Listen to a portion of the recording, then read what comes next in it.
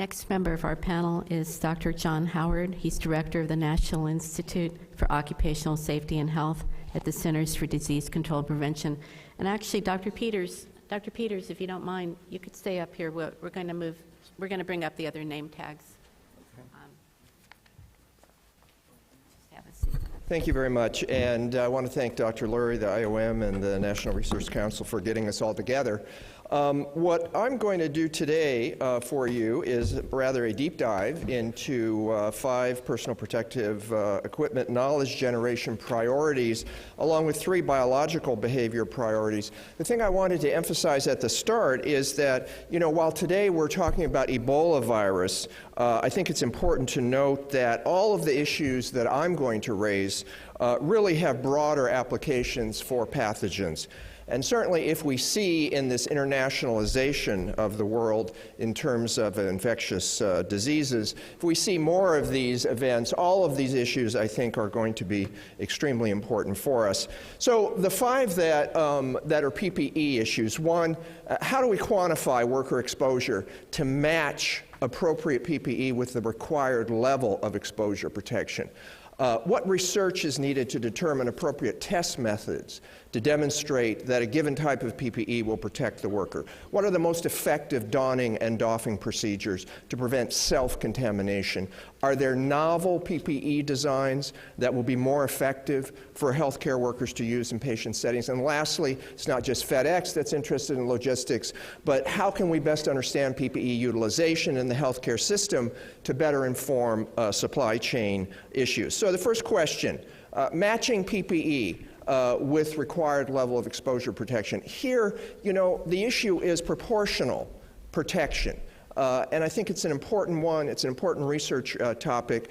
And the point here I wanted to emphasize, the observation that I think is important, we've done years of data in assigning the level of protection in industrial settings. But similar assessments are very complex in the healthcare setting, and I don't think we've done a lot of research in that area. We need to do certainly more in that area. What research is needed to determine the appropriate test methods to demonstrate that PPE will protect workers? Here we're talking about the scientific basis for PPE, for identifying, validating, determining the test methods. A lot of PPE recommendations are really not associated with a national standard, an international standard, a consensus standard, and there's a lot of concern regarding whether an appropriate test method is being used to evaluate, for instance, permeation. So there certainly is a lot of work that can be done in this area. At NIOSH, we're doing a lot of work at our National Personal Protective Technology Laboratory. We have a sweating mannequin that some of you have heard about, looking at heat stress studies to determine appropriate duration for wearing PPE. Permeability studies to look at PPE according to the American Society of Testing and Materials Standards. Glove degradation in terms of the effect of bleach and alcohol-based sanitization on gloves. Fluid penetration studies of both NIOSH certified respirators, FDA surgically cleared surgical N95, and other things like surgical masks.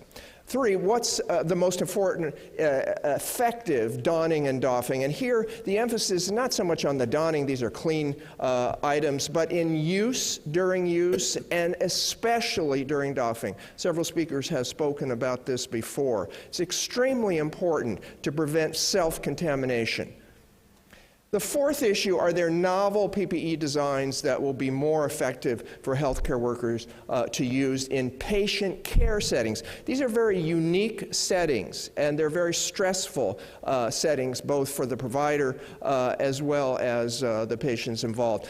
President Obama announced a grand challenge to design improved PPE when he visited CDC a while back in terms of healthcare workers not being able to wear the traditional PPE because of the significant amount of stress associated with heat. At the White House USIAD ideation session, participants discussed the PPE limitations, brainstormed a number of improvements. These ideas will be evaluated by a team of experts. Promising ideas will be funded. NIOSH will evaluate the prototypes. 5, this supply chain issue. We don't often think about that as a research question, but I wanted to put it out today because it's a complex question. We need to determine what metrics we're going to use in the supply chain management for this issue. We're starting to see shortages now in certain items. We don't want that to happen. How can we prevent it from happening? So what we're trying to do is a pilot surveillance system developed and implemented for the 4 hospitals in terms of just respiratory protective devices, evaluating performance differences between new devices, aged. We're looking at developing more PPE recommendations for additional Ebola referral centers as they're added to the system. The 3 biological behavior knowledge generation priorities I wanted to put on the table today. How long does the Ebola virus remain viable on surfaces, including PPE? Considering different body fluids, what types of disinfectants and contact times are needed to inactivate the Ebola virus? What are the best sampling methods to detect viable Ebola virus on surfaces and PPE? So certainly this issue about how long this virus remains viable on different surfaces, and especially on PPE, is one that we're very interested in terms of the high-risk body fluids. It may differ. The various mediums in air, water, and wastewater may differ. Viral penetration through protective clothing, how long does that last? What are the contact times? What types of disinfectants and contact times are needed to inactivate? There's issues here in terms of the various types of disinfectants, their concentration, their contact time that they need to remain on the ensemble, the garment, or the device in terms of disinfection. And how would studies inform decisions on PPE decontamination and waste inactivation? And lastly, what are the best sampling methods to detect viable Ebola virus on surfaces and PPE? Certainly the need is great, but I wanted to emphasize today that research needs to be done in controlled laboratory settings to develop the science to be able to go out and use in the field. So it's an important first step to make sure that this type of sampling method is reliable, is validated before one runs out to do field studies.